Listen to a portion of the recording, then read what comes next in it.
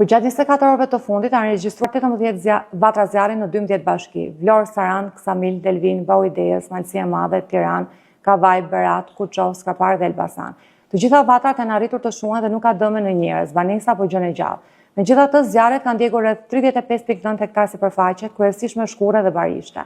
Në operacionet për shuarjen e zjarreve u angazhuan 266 forca operacionale, 35 automjete zjarr fikse dhe helikopteri Cougar i forcave të armatosura. Në kuadër të përballimit të situatës së zjarreve në jug të vendit, forca ajrore ka intensifikuar monitorimin ajror me dron, duke garantuar vëzhgim të pandërprer ditën dhe natën mbi zonat më të rrezikuara nga flakët.